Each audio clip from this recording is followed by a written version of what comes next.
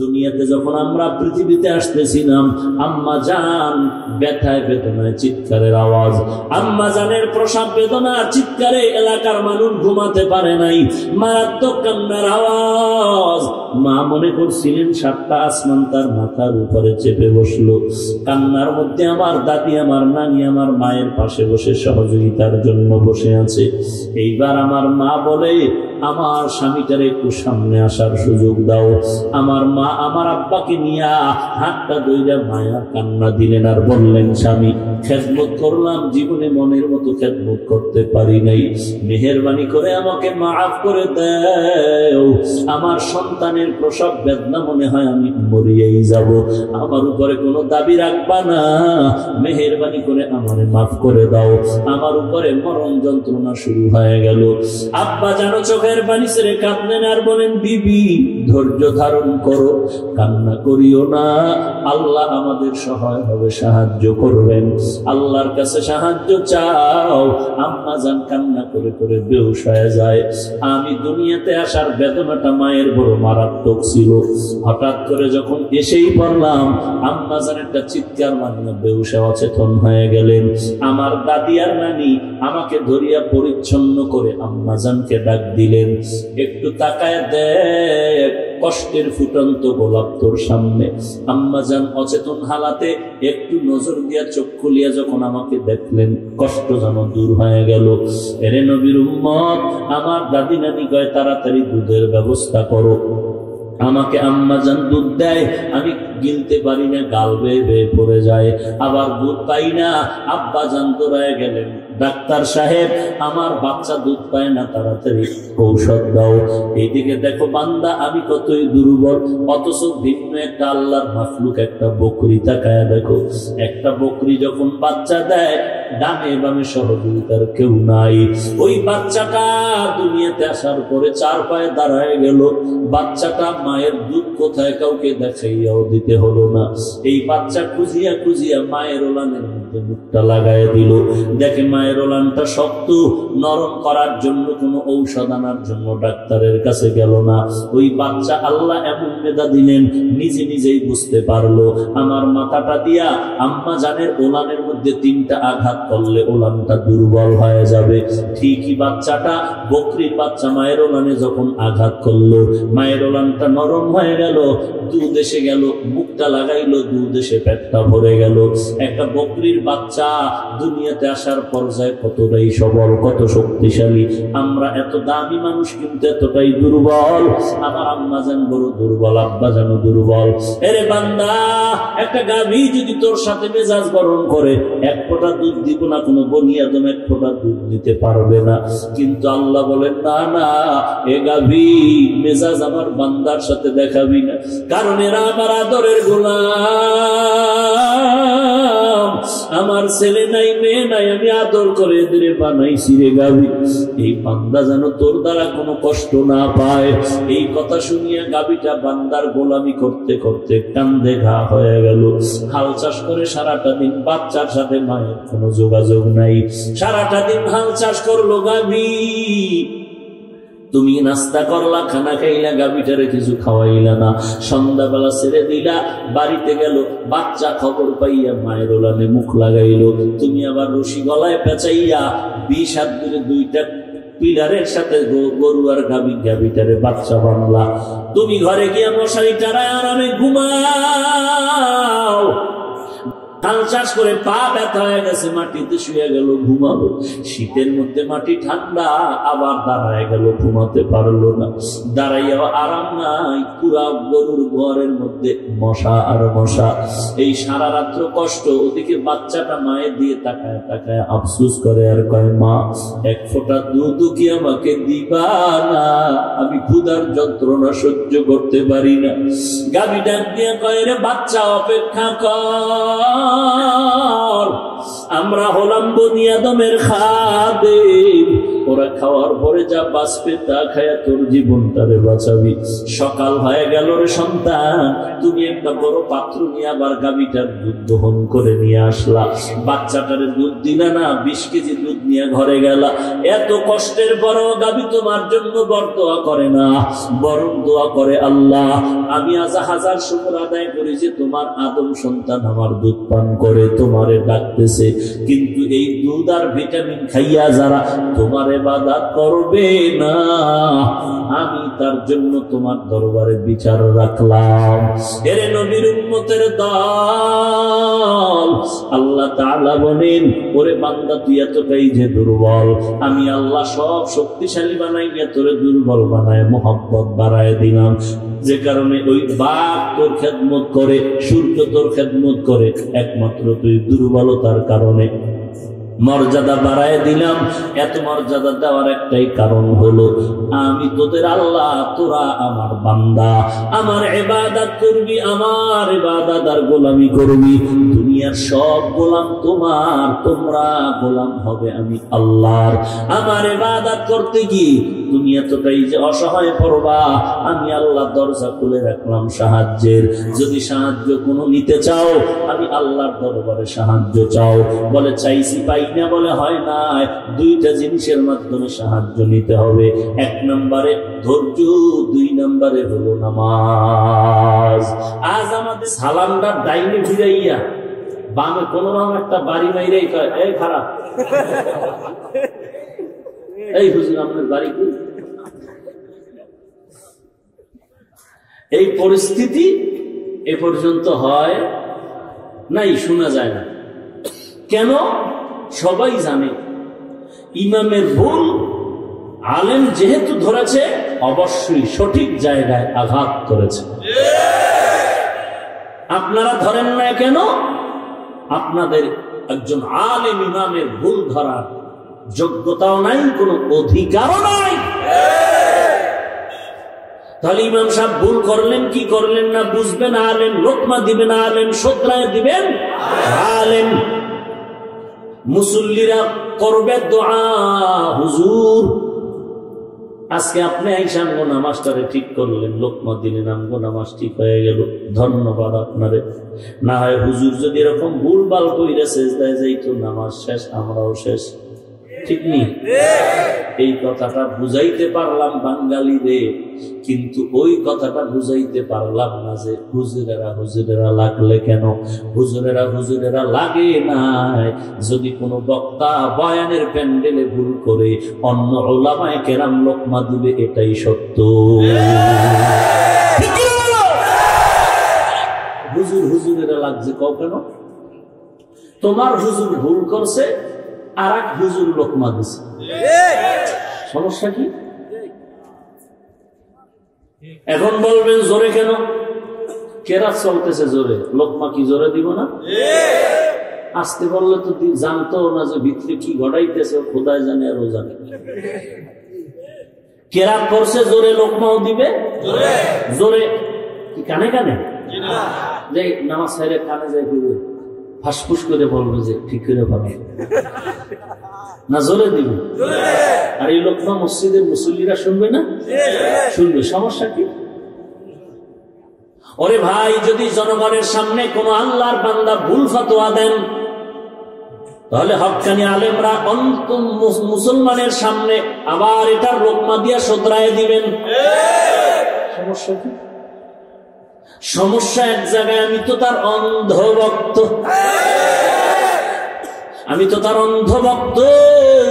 সে ভুল বললেও সঠিক, সঠিক বললেও সঠিক।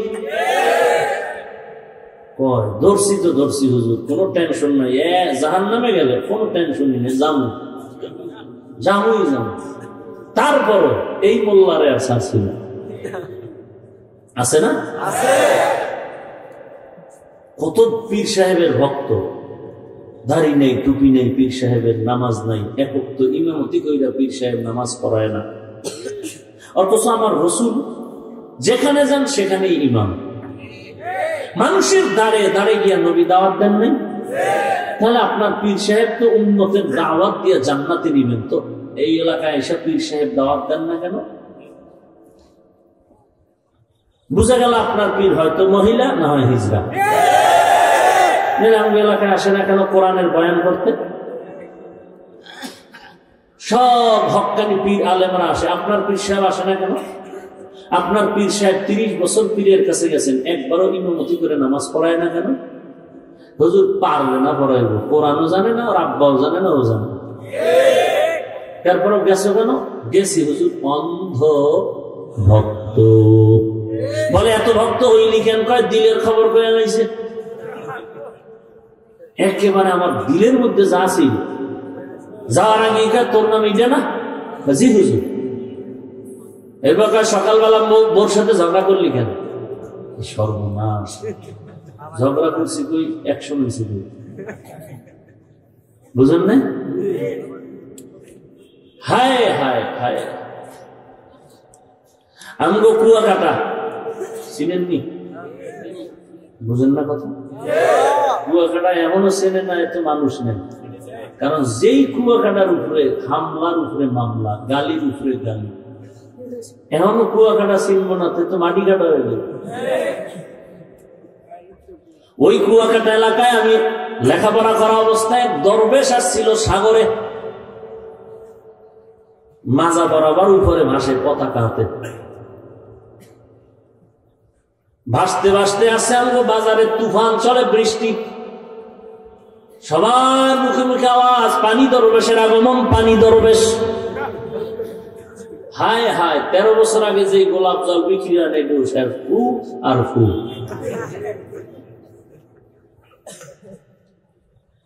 খবর পাই আইলাম আমরা বাজারে, বাড়ির থেকে আব্বাও ছিলেন।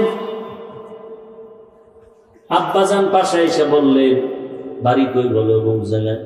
কোথার থেকে আসছেন? অমুক জঙ্গল থেকে আইছি। আপনি তরিকাতের লাইনে কোন জায়গায় আছেন? সর্বনাই। আন্দাজে একটা কয়ালেন।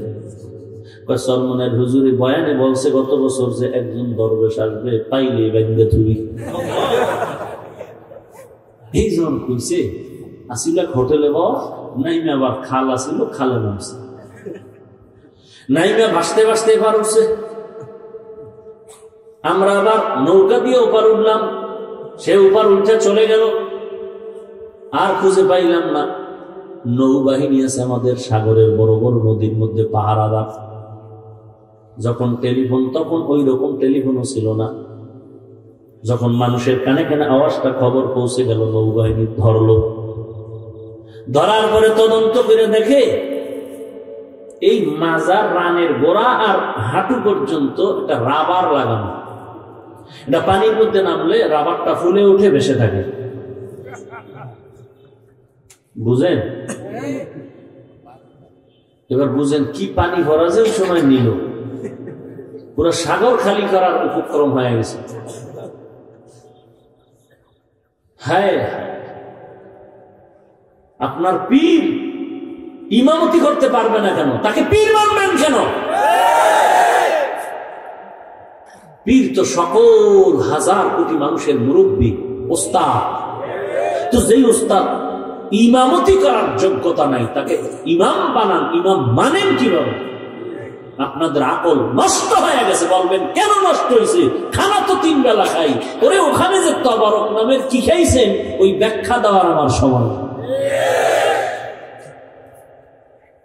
বলবেন তো দিলের খবর কেমনে কয়? এই সব কিছু ভণ্ডামের পেছনে হইল জাদু মন্ত্র, কুফুরি কালাম আর জিনের খেলা। জাদু মন্ত্র, কুফুরি কালাম, জিনের খেলা, এছাড়া কোনো কথা নাই। এরপরে কথা কইলে মার দেওয়া দরকার, কিন্তু আমরা দিব না, কারণ আমরা বেয়াদব না। আমরা আল্লাহওয়ালা ভক্ত, পীর ভক্ত। তবে আমার পীর হতে হবে এমন, রসুলের আদর্শের অনুযায়ী চলতে হবে। আমার পীর আমার কলিজা কতক্ষণ, যতক্ষণ আল্লাহ মানবেন, নবী মানবেন। যদি দেখি আমার পীর আল্লাহ মানে না, নবীও মানে না, আমিও পীরের মানি না, এই ঠিকঠাক কাজে লাগলে তো দোল বাজতো, গাঞ্জা খাইতো, বেপরদা চলতো, বড় আফসোস, বড়ই আফসোস। পীরের দরবারে কেন গাঞ্জার আসর হবে? আল্লাহওয়ালার দরবারে কেন বেপরদার সয়লাভ হবে? কেন? একটা আল্লাহওয়ালা, আল্লাহওয়ালা, ওলিয়ে কামেল, আউলিয়া, এরা শব্দটা কত দামি। একজন মন্ত্রী হাটহাজারীর হুজুরের সাথে দেখা করতে গেছে, জীবনেও টুপি না দিল, ফট করে টুপি একটা একজনের থেকে টান দিয়ে মাথায় ঢুকিয়ে দিছে। আছে না? কেন? হুজুরে করেছে টুপি লাগবে। ওই যে আল্লাহওয়ালা, তার একটা পরিবেশ, টুপি মাথায় দিয়ে কোন রকম একটু বুঝা মাইসা জামা টামা লইয়া যে একেবারেই নামাজের কায়দায় রয়েছে। বুঝেন নাই কি ব্যাপার? একজন বড় আল্লাহওয়ালা, তার সামনে বেদবি করা যায় না। তাহলে এই হাটহাজারীর হুজুরের থেকে শাহজালাল কি আল্লাহওয়ালা কম? শাহপরান কম? হ্যাঁ, শাহ আলী, শাহ আমানত, শাহ মখদুম, খানজাহান আলী, এরা কেউ কম না। কিন্তু এদের কবরের পাশে কেন গাঞ্জা খাওয়া হয়? কেন বেপরদা চলা হয়? কারণ গাঞ্জা খাওয়ার সেখানে দায়িত্ব নেয়, খাদেম হয়। আল্লাহর খেদমতের মাজারে, কবরে তাদের পাশে যদি খেদমতের কিছু থাকেও, খেদমত করবে 5 ওয়াক্ত নামাজি, দাড়িওয়ালা, কোরআনওয়ালারা। এটা ছিল না আল্লাহওয়ালার পরিবেশ? বলতেছি জান্নাতে নেওয়ার জন্য কলিজা ফরাইতেছে দুনিয়াদার শয়তানের বন্ধুদের, কলিজা পড়ায় যাইতেছে, হুজুর আপনার এখন তো কিছু দেখার দরকার কি? আমরা জাহান্নামে গেলাম, আপনার কি? আকল কিভাবে নষ্ট হয়েছে? এ ভাই, আমাকে একটা জবাব দিন, কি জান? বেশি সমস্যা শুরু হয়ে গেল, আল্লাহ সব ভাইকে হেফাজত করে। কষ্ট লাগতেছে? আচ্ছা আমাকে বলেন, আমার নবীজির থেকে বড় দামি পীর সাহেবের নাম কি জানি? কি বল? এতক্ষণ কারে বুঝাই না? নবীজির থেকে দামি পীর সাহেব নাই। কেন? খাজা মাইনুদ্দিন, শাহজালাল, শাহপরান, মেজবান্ডার, আক্রোশী, চন্দ্রপাড়া, সুরেশ্বর, কুতুববাগ, দাওয়ানবাগ, রাজারবাগ, চরমনাই, তাবলিগ, উজানি, কাউনি, আলিয়া, দেওবন্দি, সবাই একমত নবীর থেকে কোন বড় পীর নাই। গেল পয়েন্ট নাম্বার 1। রাগ করেন না তো? এবার আমি প্রশ্ন করি, জব কিন্তু আপনাদের থেকে নিতেছি, পেছে পড়লে আপনারা বলবেন, আমি অতএব বুঝে শুনে জব দিই। খবরদার, এক হুজুরকে জাহান্নামে যাইবেন, কয়েকজনকে আল্লাহু আকবার, কেউ জাহান্নামে যাবেন, আব্বাও যাবেন, আমিও যাবেন, তা হাত তুলবেন কেন? আমরা তো জানি হুজুরেরা যা কয় ভালো কথাই কয়। ওই যে অন্ধ ভক্ত, শুনতেছে অন্ধের মতো, যা কয় কোনো টেনশন নেই, সব ঠিক, সব ঠিক। এই জমিনের মধ্যে মাজার আসেনি? মাজার আমার নবীজির মদিনার মাজার থেকে দামি মাজারের কি নাম? এই যুবকরা, তোদের যদি একটু লাইনে আনতে পারতাম, তাহলে হাতের তুলি দেওয়া হইতো আর কোরআনের আওয়াজ গোটা দেশে বাজত। ওরা তো ঠিক নেই। আসো কি আছে, যাই এই ফেসবুক গরম বানাইল, গরম। অনুরোধ করে বলছি, যার বডির মধ্যে শব্দ লেখা আছে আলেম, পায়ে ধরে বলছি রে যুবক, যদি তোর চোখের সামনে দেখো আলেম, ছোট হোক বড় হোক, চিনো না চিনো, হক আর বাতিল নাই, পায়ে হাত রেখে বলছি রে যুবক, মুখেও বিরুদ্ধে কিছু বলবি না, কলমে, কাগজে, মোবাইলে, ফেসবুকে কিছু বিরুদ্ধে লিখবিও না। কিছু বলার দরকার হলে, লেখার দরকার হলে ওলামায়ে কেরাম লিখবেন আর বলবেন। পারবি? আচ্ছা তুই একটা ভালো ছাত্র, তোর আব্বা ভালো, মা ভালো, তুই এত খারাপ কেন? আলেমের বিরুদ্ধে কেন লেখো? তুই যদি ফেসবুক চালাও, প্রতিদিন আজকে থেকে একটা একটা হাদিসের তর্জমা দিবি, উম্মতেরা সুন্দর কইরা তোর জন্য দোয়া করবে, মাঝে মাঝে তুই একটা উপদেশ দিবি, পারবি না? নিজেকে যদি বড় বানাতে চাও, বড়দের কদমে বিলীন করে দাও। আর এইরকম আর একজনে সার্ভে দেখবি তো তোর ফেসবুকটা ভালো নেক কাজে ব্যয় হবে। একজন আলেম বয়ান শুনছো, বয়ানের একটা অংশ ভালো, ওইটা ফেসবুকে কালকে সার। গতকাল এই বয়ানের মধ্যে হাফিজুর রহমান সাহেব এই পয়েন্টটা বলছে উম্মতের জন্য, যে নবীর থেকে বড় পীর কেউ নাই, মদিনার মাজার থেকে বড় কোনো দামি মাজার নাই, এরপরে মদিনার দরবার থেকে দামি দরবার কেন, চরমনায়ের দরবার নাই। তার তিনটা কথা, আমার নবীর থেকে বড় পীর নাই, মদিনার দরবার শরীফ থেকে দামি কোন দরবার, মদিনার নবীর মাজার শরীফ থেকে দামি কোন মাজার শরীফ, সবাই একমত। তাহলে বাবা, দরবার শরীফ আর মাজার শরীফে সিজদা দিলে যদি সওয়াব হয়, কোন ঝগড়া নাই, দ্বন্দ্ব নাই, 1000 বার সালাম। আমি নবীর উম্মত, তুমিও নবীর উম্মত, আমি যে আল্লাহর গোলাম, তুমিও সে আল্লাহর গোলাম, আমিও যেই কোরআন মানি, তুমিও সেই কোরআন মানো। আমার কাবা তোমার কাবা এক, আমার ধর্ম তোমার ধর্ম এক, আমার নবী তোমার নবী এক, আমার আল্লাহ তোমার আল্লাহ এক। অতএব নবীর উম্মত হইয়া, একই নবীর উম্মত হইয়া দিল খুলে একটা আবদার করব, তুমি মাজারে সেজদা দাও, কবরে সেজদা দাও, কোনো বাধা নাই, বাধা নাই, বাধা নাই, বাধা নাই, হিংসাও নাই, দেখলে সালাম দিব। কিন্তু আমার অনুরোধ হলো, আদবানা রক্ষা করে যদি সেজদা দিতে চাও, তাহলে প্রথম সেজদাটা নবীর মাজারে দাও, প্রথম সেজদা নবীর মাজারে দাও। মোমবাতি জ্বালাইলে যদি মনে করো আল্লাহ খুশি হয়, তো বড় একটা মোম অর্ডার দিয়া বিমানে নিয়ে নবীর মাজারে লাগাও। এটা আদব না? তুমি মাজারে যা দিতে চাও আগে দাও নবীর মাজারে, তুমি কবরে মাজারে আল্লাহ যা করতে চাও আগে করো মদিনার দরবারে। কিন্তু যদি তোমার বিবেক বলে তা চলবে না, তাহলে আমার নবীর মাজারে, আমার নবীর দরবারে যা চলবে না, দুনিয়াতে অন্য কারো মাজারে আর দরবারেও তা চলবে না। আর কেমনে কইলে মানবি বল? এরপরও যদি কও হুজুর আপনার কথা আপনার, আমগো চলা আমগো, আমরা তো নিয়ত করছি জাহান্নামে যাব, দোয়া করবেন।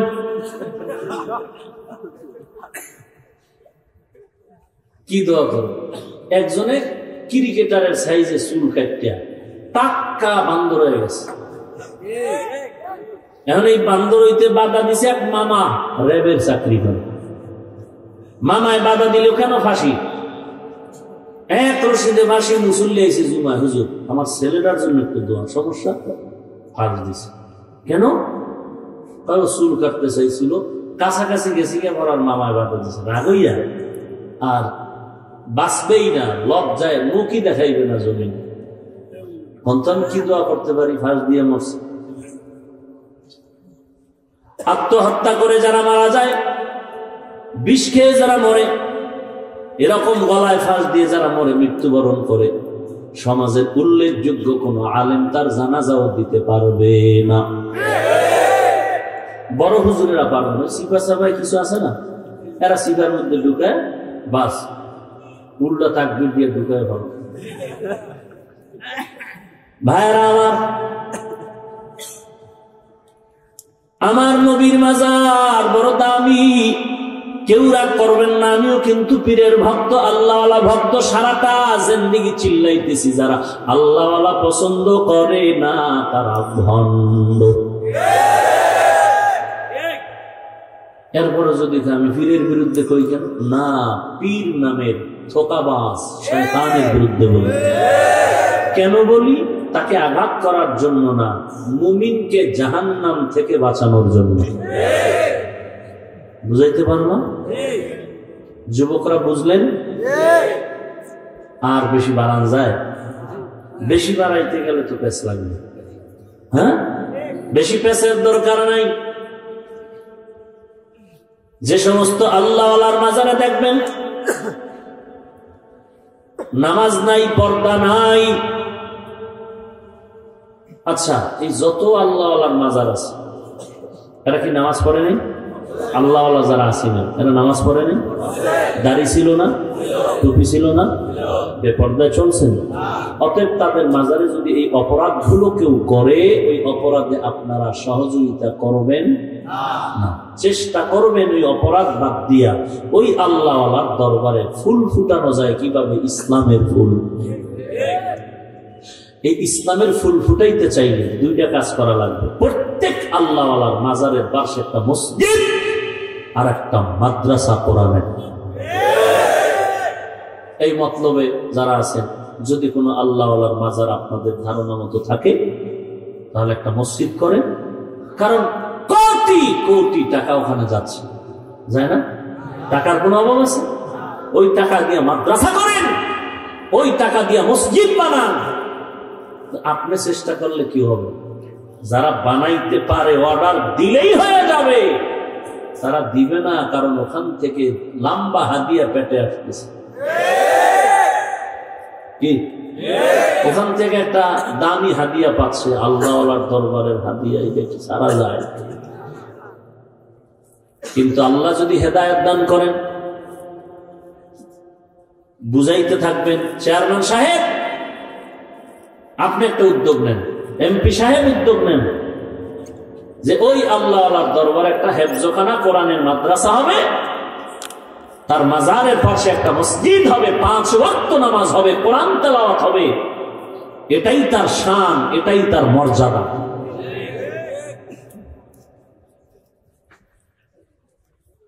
আলোচনা করতে করতে করতে করতে অনেক দূরে এসে গেছি।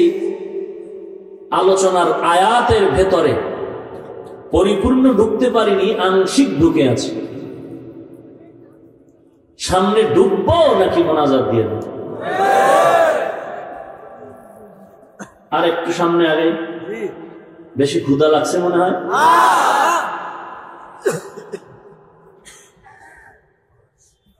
ইয়া আইয়ুহাল্লাযীনা আমানু ইসতাঈনু বিস-সাবরি ওয়াস-সালাহ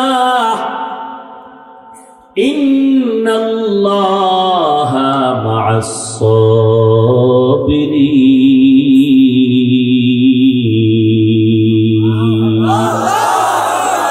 ভাই, কত রাত্র ঘুমাইলেন না, খালি গল্প করে কাটায় দিলেন। কি গল্প? ফোনে ফোনে। এই শীতের মধ্যে ল্যাপের ভিতরে ঢুকা কানের মধ্যে তার লাগাইছে হিন্দি গানের, গান শুনে আর কলিজার মানুষটার সাথে প্রেমের আলাপ আলোচনায় রাত কাটায় দেয়। কখন 3টা বাজলো খবর নেই। মা কয় ঘুমাবি না, তোমার এত জ্বালা কেন, তুমি ঘুমাও। আছে না নাই? সন্তান এইভাবে ঘুমায় না। কত রাত কাটাইছো, কত রাত না ঘুমাইয়া কাটাইয়া দিলা। কি জিকির করে করে? হায় হায়। আর আজকে একটু মাহফিলে আসছেন, একটু যদি সময় কাটাইতে পারেন দিনের স্বার্থ, ইনশাআল্লাহ হতে পারে এই বসাটাই নাজাতের ওসিলা হয়ে যায়। আরো আস্তে করে বলেন আমিন আমিন। আল্লাহ সবাইকে কবুল করে। আল্লাহ বলেন, ওরে বান্দা, তোমাদের মতো দামি কেউ নাই, সুন্দরও কেউ নাই। বলে এত সুন্দর কেন, এত দামি কেন, শ্রেষ্ঠ কেন মানুষ? বলে শক্তি বেশি। শক্তি কি? আর তোমার শক্তি একটা পিপিলিকা যদি কানের মধ্যে ঢুকিয়েই যায়, হসপিটাল ছাড়া এরা বাইর করার কায়দা নাই। মানুষ তুমি এতটাই যে দুর্বল। আল্লাহ তাআলা বলেন, ওয়া খুলিকাল ইনসানু যায়ীফা। মানুষ বড় দুর্বল। কত দুর্বল? একটা পিপিলিকার কাছেও দুর্বল, মশার কাছেও। মশার লাগে পারেন না। মশায় যদি একটু মেজাজ গরম করে, যে একটা বুনিয়াদ মেরে 13 দিন ঘুমাইতেই দেব, এটা আমার হরতাল। এক বনিয়াদম ঘুমাইতে পারবে?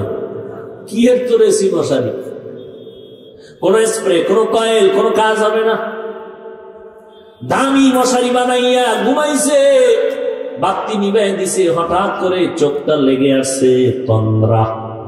হঠাৎ করে দেখে কানের কাছে মশার গানের আওয়াজ, এমন গান গাইতেছে যে ঘুম বন্ধ, ওই গান গান আর গান। আরে দামি এসি মশারি, মশা ঢুকলো, বাতি জ্বালাও। জ্বালা ঠিকই, টাটকা খাসি ভিতরে রক্ত খাইয়া টাইট হয়ে আছে। এবার বলে আমার মশারি ছিদ্র আসেনি। তাকায় দেখে মশা ঢোকার মতো এরকম ছিদ্র তো ঢুকলো কেমনে? অনেক পাগলের কেমনে বুঝায় যে আয়নার ভিতরে চেহারা ঢুকলো কোন ছিদ্র দিয়া? এক পাগল পাগল হয়ে গেছে। হায় হায়, আমার আস্তা চেহারা আয়নার ভিতরে ঢুকলো, ছিদ্র কই? ভাইরা আমার, ওই এক পাগল বাজারে গেছে, যে একটা আয়না কিনছে, বলে এটা সুন্দর, জীবনের লাইফ স্টোরিটার মধ্যে। তাই নাকি? বলো জীবনে আয়না দেখে নাই তো, আকর্ষণ কিনে নিয়েছে। মূর্খ মানুষ এটারে বালিশের তলে রাখে, আর ওই ফাঁকে ফাঁকে একটু বাইর করে দেখে। তো স্ত্রীর সন্দেহ কারে দেখে? স্বামীর অগোচরে একদিন তিনিও বাইর করে দেখে, সর্বনাশ, মাইয়ারে দেখে। হায়, আমার স্বামী আমার জিয়া সাইড কালেকশন, মাথা গরম হয়ে গেল। শাশুড়ি আম্মা, আপনার ছেলের খবর ভালো না কেন? বলে দেখেন দেখেন, আয়না দেখে এক মাইয়ার সাথে প্রেম করে। এই যে দেখেন, মাও বোকা কম না, আয়না দেখে ঠিকই তো। ছেলে আসুক, ছেলে বাড়িতে আসার পরে বলে কি ব্যাপার, তুই মেয়েদের সাথে এরকম লাইন করো কেন? আমার সমস্যা কোথায়? আচ্ছা তুই যখন করবি ভালো, বুড়ির সাথে কেন? বুড়ি বুঝতে, তার চেহারা দেখছি, তারটাও বুড়ি দেখা যায়। আমার বানানো কিচ্ছা না, ঘটনা না। আশরাফ আলী থানভী রহমতুল্লাহ আলাইহি ঘটনা লিখেছেন, এক্সাম্পল দিয়েছেন। এরে মানুষ, এইভাবে দ্বন্দ্ব লাগতেছে, দ্বন্দ্ব লাগতেছে, দ্বন্দ্ব লাগতেছে, সবাই দোষ দিচ্ছে একে অপরের। আয়নার দোষ দিচ্ছে, আয়না খারাপ, কিন্তু নিজের যে ব্রেন শট, এদিকে কারো কোনো খেয়াল নাই। নিজের মধ্যেই যে মেধার গভীরতা কম আছে। এনে নবীর উম্মতের দল, আল্লাহ রাব্বুল আলামিন বলেন, মানুষ তুমি বড় দুর্বল। দেখো তাকাইয়া, মশারির ছিদ্র দিয়ে মশা ঢুকলো, কিন্তু ওই মশারির ছিদ্র থেকে তোমার নাকের ছিদ্র, কানের ছিদ্র অনেক বড়, একটা মশাও ঢুকলো না, সামনে গান গাইল। মশায় যদি ঢুকতে পারতো ঢুকিয়েই ফেলতো, নমরুদের নাকেও তো ঢুকিয়ে গেল। তোমার নাকে আর কানে গান গায়ে ঢুকে না কেন? আমি আল্লাহ ফেরেশতা দিয়া তোমাকে পাহারাদার বানায় দিছি। আমি হলাম তোমার রব, যে তোমার ঘুমে যেন তেমন ডিস্টার্ব না হয়। তুমি আরামে ঘুমাও, ফেরেশতারা পাহারা দে। মানুষ আমরা কতই যে দুর্বল। 2 টাকা দামের হাতে বানানো একটা প্লেটের কাছেও বড় দুর্বল।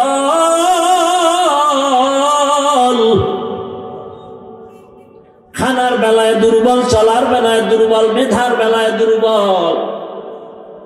ঢাকা চিড়িয়াখানায় লেখা আছে, একটা বাঘের খানা হলো দৈনন্দিন 17 কেজি গোশত।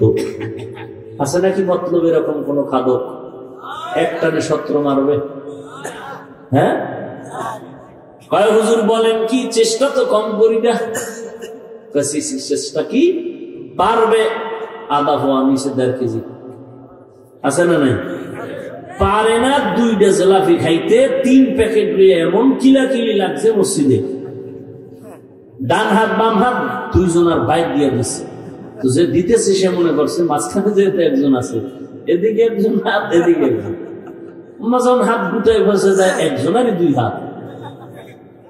এইরকম খাইতে খাইতে কিলাকিলি করে মসজিদ আলাদা হয়ে গেছে, মাহফিল টুকরা টুকরা হয়ে গেছে তবরকের কিলাকিলিতে। আছে না নাই? বাঙালি, এর নাম বাঙালি। খাইতে না পারলেও ধাক্কা কম না। খাওয়ার মানুষ ছিল আগের দিন। যদি বিয়ার দাওয়াত পাইছে 3 দিন পরে বিয়া কয় 3 দিন আগে খানা বন্ধ, পেট শুকাও। 3 দিন পরে 13 জনারটা মারতে হবে। সেই দিন আসিল। এই মুরব্বীরা কি কন? মিছে কথা, এই মিথ্যে কথা। আগের দিন মানুষ খাইতে পারত। সকালবেলা এরকম খাদক যায় রাস্তা দিয়ে, একজন মালিক দরজায় দাঁড়ায় আছে, তার নিয়ম হইল আমি মেহমান দিয়ে খানা খাবো। মেহমান পাইলে মেহমানদারি করায় নবীর সুন্নত। এই খাদক রে ভাইয়া হয়েছে, আসেন আমার ঘরে মেহমানদারি, সকালবেলা নাস্তা করে যান, রুটি আর গোশত। আরে বাপরে, এই পাইলে কেউ ছাড়াই। হায় হায়, ক্ষুধা না থাকলেও বলে দাও গরু, গরু পাইলে তো নাই। এখন এক পেয়ালা গোশত দিয়ে রুটি আনতে গিয়ে দেখে যে গোশত নেই। রুটি নিয়ে আসতে আসতে দেখে গোশতের পেয়ালা খালি, সামান্য জল। মেহমান কিছু পাওয়া যায় না, আবার পেয়ালা নিয়ে গেছে, রুটি রেখে গেছে। এবার এদের রুটি নেই, আবার রুটি, গোশত রেখে আবার রুটি। কত আর ঘরের ভিতরে আছে, বাদশার খাজানায় তেমন পাওয়া যায় না। এরকম আনতে আনতে 10 বার আপ ডাউন করে পাতিল টোটাল খালি। বিলেই তো এমন সাইডে খালি করতে পারে না, এ কাঁচায় কাঁচায় সব দিচ্ছে। ভাই যাইবেন কি? আমি যাব ডাক্তারের কাছে। সমস্যা? বলে তেমন না। বুঝলাম না, কপালটা তো খারাপ কেন যে খানার রুচি কম। মালিক কয় ঠিক আছে আপনি যান, তবে অনুরোধ পিছন দিকে হাত তাকায় না। আর আসার পথে এই পথ দিয়ে আসবেন না, অন্য পথে যাবেন। এর নাম খাদক আর অপর নাম বাঙালি। বুঝেন নাই? এই বাড়ির বিয়া 13 গ্রাম পার হইয়া 6 জন এনে খিলাখিলি লাগে। কেউ ভাই তোমাকে বাড়ি কই? তোমাকে বাড়ি আর একজনা এহেন তোমার দাওয়াত দিছে, বলেন কি? পাক সাক্ষী করছে, মালিকরে ডাকেন। পাওয়ার কি? আপনি কয়জনের অ্যারেঞ্জ করছেন বলেন তো? আপনি একটা নির্ধারিত অঙ্ক নিয়ে অ্যারেঞ্জ করছেন, 200, 250, 300। বলে হ্যাঁ ঠিক আছে। এরপর কি আর কোনো কথা কন নাই? কি বলেন না যে আরো কিছু বাড়তে পারে? বাড়াই দাও। এই বাড়তে পারে লোকগুলো আমরা, বুঝেন নাই? আমরা নাইলে বাড়তি খানা কে খাবো? ওই যে বাড়ায় দিচ্ছেন কিছু, যে আরো কিছু বাড়তে পারে, সব আমরা। পৃথিবীতে একটি পাহাড় আছে, কোহে কাফ। ওই পাহাড়ে একটা প্রাণী বসবাস করত, সিমর্গ। ওই প্রাণীটার দৈনন্দিন খানার তালিকা 40টা মোটা তাজা হাতি। কে খাওয়া? আর আস্তে করে বলেন। বড় বড় সমুদ্রের ভেতরে নীলতিমি আছে, নীলতিমি। একটা নীলতিমির দৈনিক খানা 1000 কেজি চিংড়ি মাছ। কে খাওয়ায়? পয়গম্বর সুলাইমান, গোটা দুনিয়ার শাসক, আল্লাহকে বললেন আল্লাহ একবেলা খানা খাওয়াতে চাই আমার প্রজা মাখলুকাতের। খানার অ্যারেঞ্জ করলেন। দুপুর বেলা সমুদ্রের একটা মাছ, এটা আমার এক লোকমাও হবে না। সুলাইমান নবী সিজদায় পড়ে কাঁদেন, মালিক এরকম একটা মাছ না, 1000 হাজার মাছ তো আপনি খাওয়ায় রাখতেছেন। আপনার মতো রাজ্জাকার কেউ নাই। যদি রিজিক চাইতে হয় রে গোলাম, আল্লাহর কাছে চাওয়া দরকার। কার কাছে? ইয়া আইয়ুহান নাস আনতুমুল ফুকারাউ ইলাল্লাহ ওয়াল্লাহু হুয়াল গনিয়্যুল হামিদ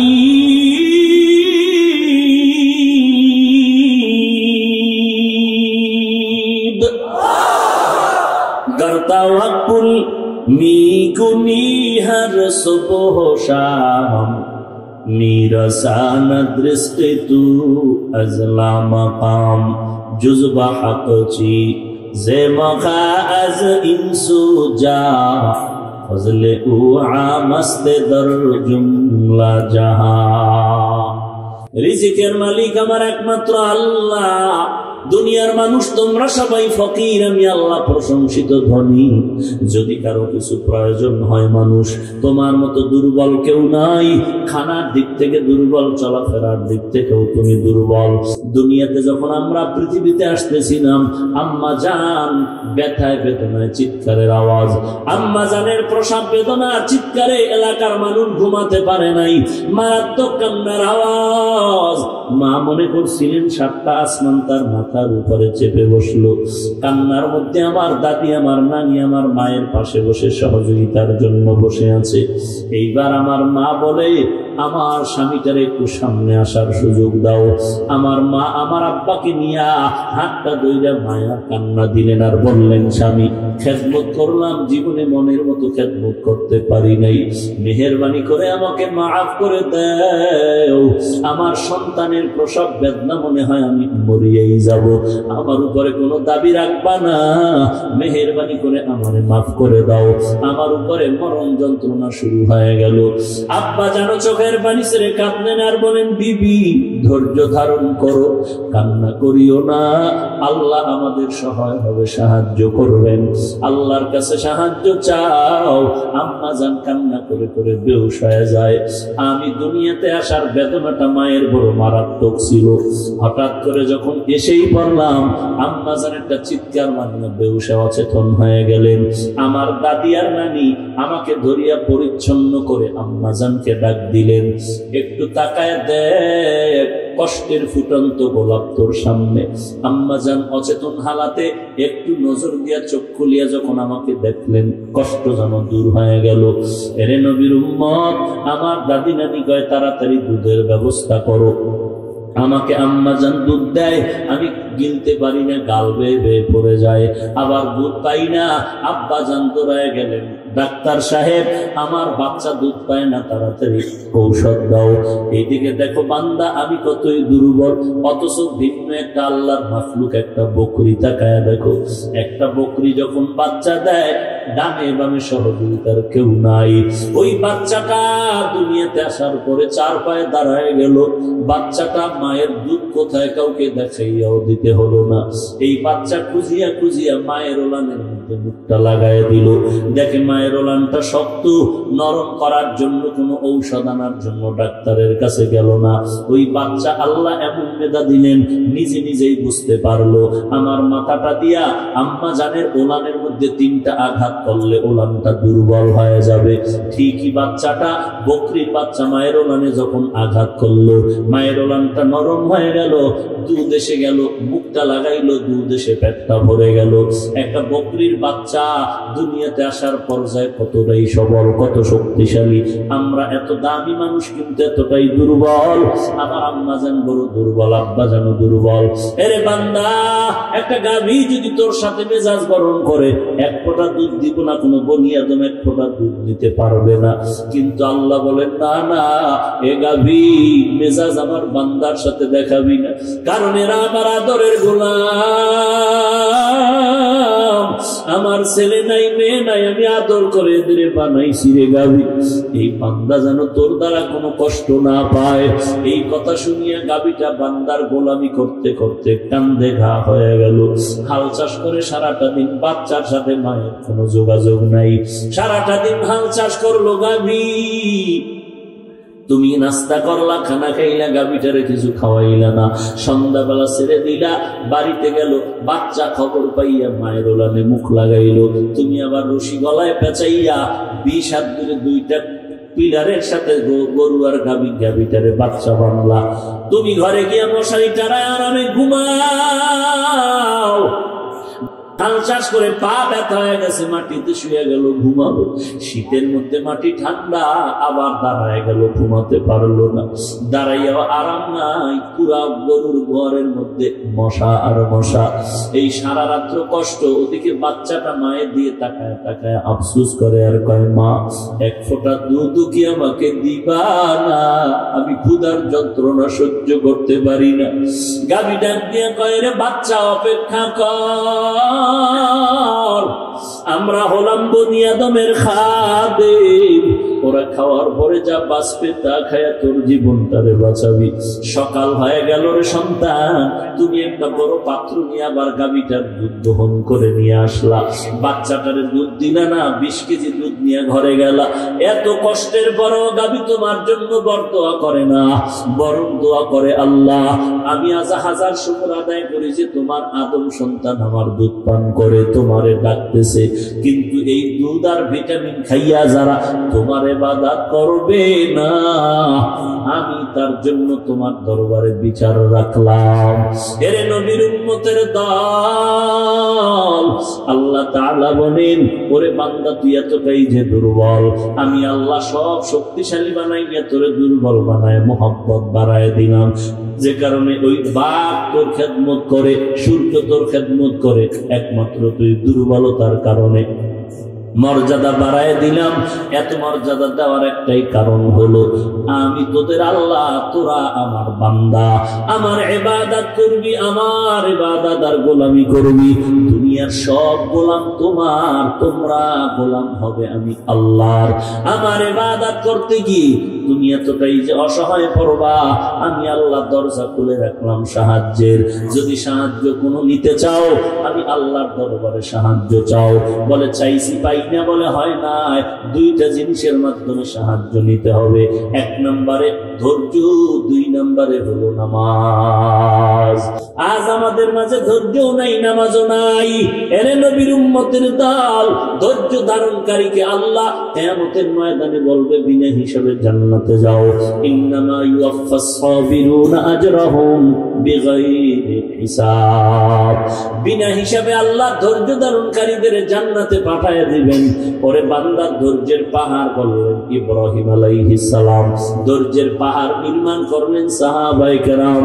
এরে নবীর উম্মতের দল, মসজিদে নববীতে নবী ইমামতি করেন, সাহাবায়ে কেরাম আয়েশা আযানের আগেই বসে থাকেন, নামাজ পড়েন, নবীর সালামের পরে সুন্নাত করে নবীর বয়ান শুনেন। কিন্তু একজন সাহাবী ইকামতের সময় ঢুকে সালাম ফিরানো মাত্র দৌড়াইয়া ঘরে যায়। নবী এইটা দেখিয়াও দেখেন না।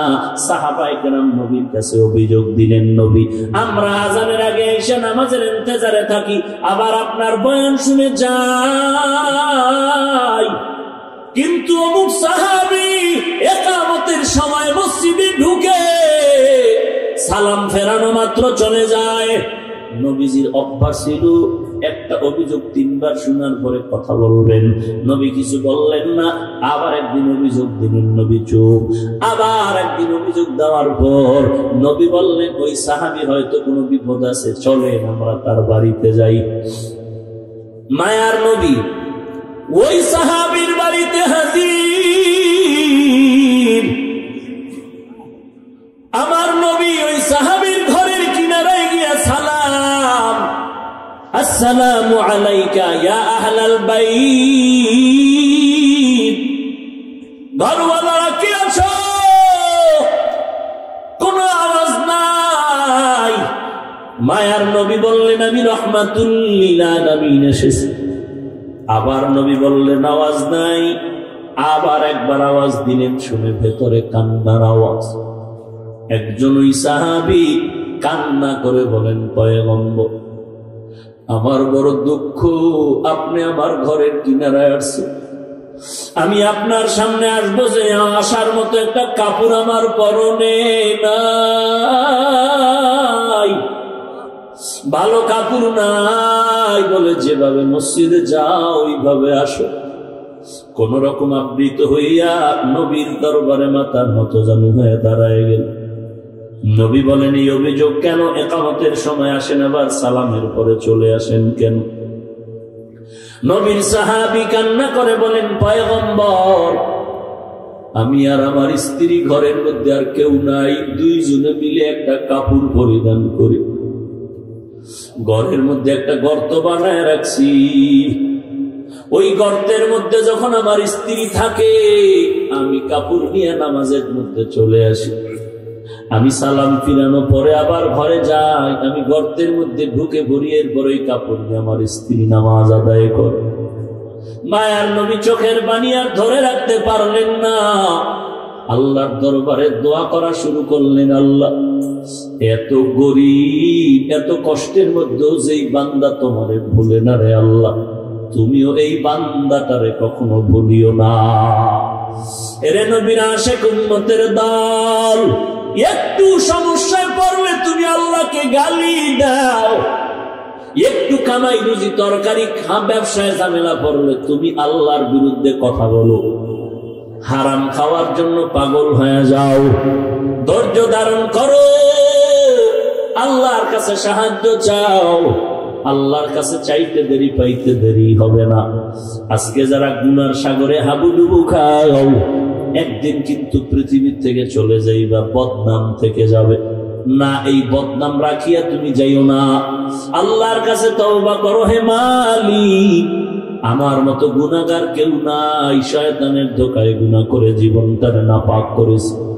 এই ময়দানে আমার গুনার খবর কেউ জানে না।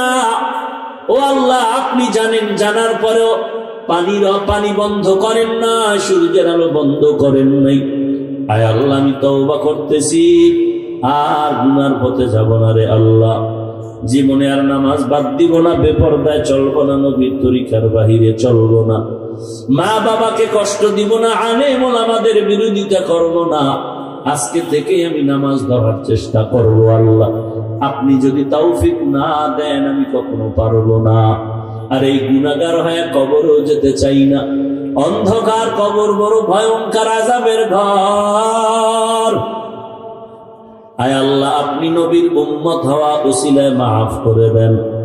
যদি বান্দা তওবার নিয়ত থাকে, জীবনে কোনোদিন নামাজ ছাড়বা না, বেপরদা চলবা না, মা বাবারে কষ্ট দিবা না, আলেম ওলামাদের বিরোধিতা করবা না, 5 ওয়াক্ত নামাজ পড়বা, মা বাবার খেদমত করবা, নবীর সুন্নাত অনুযায়ী চলবা। স্কুল কলেজ ভার্সিটিতে পড়ো, বাধা নাই, তবে নবীর তরিকার বাইরে চলিও না, নামাজ ছাড়িও না। তওবা করার জন্য খাঁটি নিয়ত যদি হয়, খাঁটি তওবার নিয়তে দুটো হাত আল্লাহকে দেখায় দাও। আয় আল্লাহ, সবার হাত আপনি কবুল করে নেন, তওবা কবুল করে নেন, 5 ওয়াক্ত নামাজি বানায় নেন, তওবার উপরে মজবুত হয়ে চলার মতো তৌফিক দান করেন। আমিন।